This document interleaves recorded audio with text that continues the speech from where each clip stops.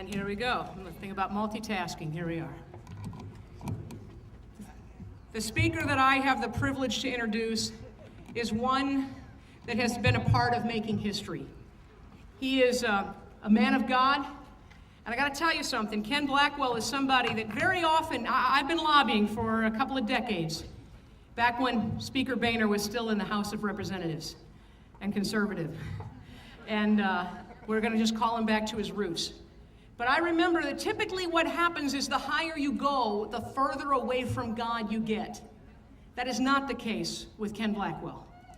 Not only has he been and served as Secretary of State, he is someone that has served God openly, proudly, and enthusiastically. And he has specifically asked that sign right there, pull the plug on Obamacare. Would you folks mind coming on up here? He would like for you to proudly display that message, as that's going to tie in with his remarks. Come on up to the front as we introduce a friend of liberty, a friend of God, a friend of mine, Ken Blackwell.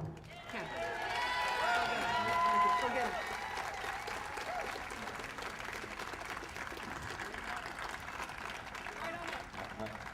Right there, that's fine. That's fine. Right up behind him. Right behind me.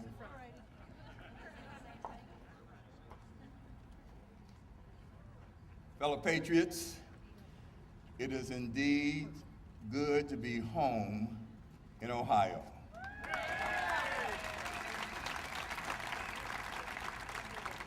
The nation is watching how we stand, and stand we must. I'm going to tell you a story. My grandmother cleaned homes for 4 families in the Cincinnati area, and she would get books, and she would bring those books to my brother and me. And I remember reading Through the Looking Glass, Lewis and Carroll's Alice in Wonderland tale. And in this one chapter, the Mad Hatter and his friends and Alice were sitting around a beautiful dining table with a nice satin white cloth. And they were eating. And after a bit, they would get up and move to clean spots to make another mess. I am convinced, after 40 years watching and working and interacting with the federal government, that is exactly the way the federal government works. They make a mess and then move to a clean spot to make another mess. That is why we must stop Obamacare. 5 days before his election in 2008, he said to an assembled group that we are 5 days from fundamentally transforming America. And ladies and gentlemen, since his inauguration in 2009, he has been on the march to fundamentally transform America. Fellow patriots, as Lincoln said, we are not a perfect union, but we are a perfectible union. And in 237 years, the United States of America has become the freest, the most prosperous country in all of human history, and we don't need to be transformed.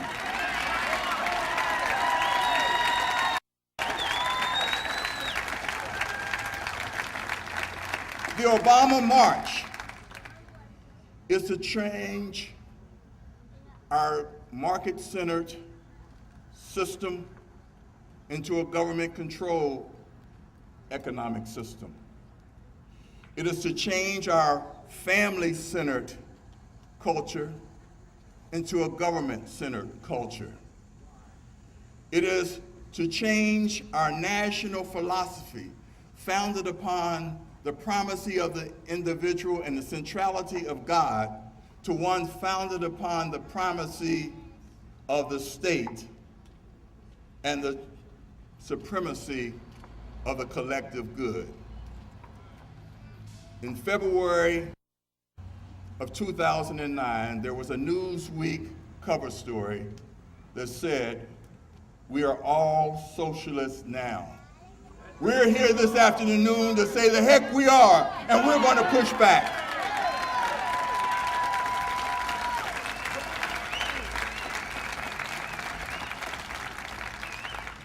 My message is simple.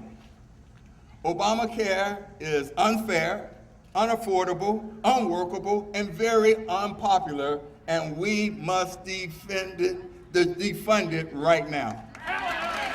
We must defund it right now. What we must defend is individual liberty. That's what we must defend. It's pretty simple. Absolutely, the U.S. Constitution is the only thing that stands in the way of this march to mediocrity. Ladies and gentlemen, there's a verse in the Bible. It is found, and it's pretty simple. It says, if the foundation be destroyed, it's Psalms 11, verse 3. If the foundation be destroyed, what shall the righteous do? Let me put that another way. If the foundation of American liberty be attacked, be trampled upon, be destroyed, what will the lovers of liberty do? The answer is we will fight back, and fight back with a vengeance. We are not just talking. We are here to say that we're ready to take a stand. I thought at age 15 I was God's gift to amateur boxing. Until in my 16th bout, I got hit so hard in the nose that I had to go home and tell my dad, who was a meat packer, that I was going to find a more scholarly career to pursue. Stayed away from boxing arenas until I was a freshman at Xavier University, a little bit before the speaker. And Father E.J. O'Connor took me and a Jewish friend of mine out to see the Golden Gloves bouts at the old Cincinnati Gardens. We watched 10 bouts. The 11th bout, a young boy from the west side of town, he too of Irish Catholic heritage, came out, and before his bout, he made the sign of the cross. Benji elbowed and said, "Father, what's the significance of that?" Father says, "Son, it's important. Come to class and I'll teach you about it. But tonight, it ain't enough if he can't fight." Ladies and gentlemen, what all members of Congress need to know is that we're just not making signs. We're just not talking symbols. We are here to fight and to push back. That is what is so important for us to do.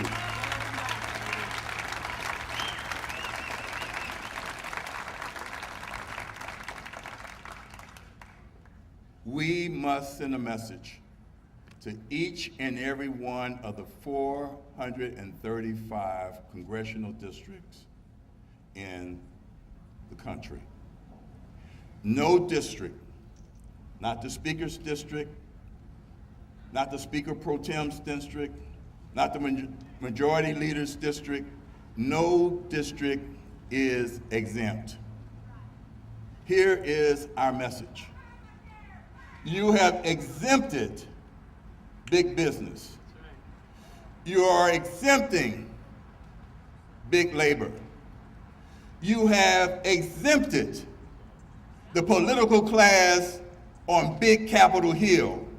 We want you to exempt American families and individuals from Obamacare.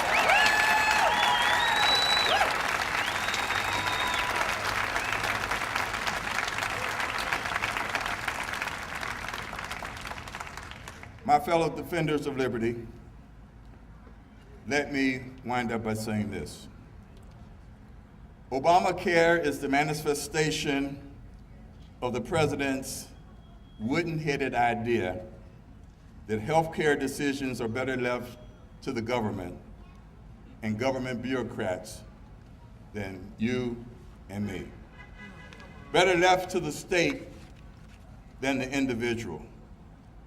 What we're saying here to the Speaker and to the entire Congress of the United States and the President of the United States is that as freedom-loving Americans, we are rededicating ourselves today, and we commit this refrain. We will stand up for liberty, we will pray up for liberty, and today we are asking you to rip up Obamacare for liberty.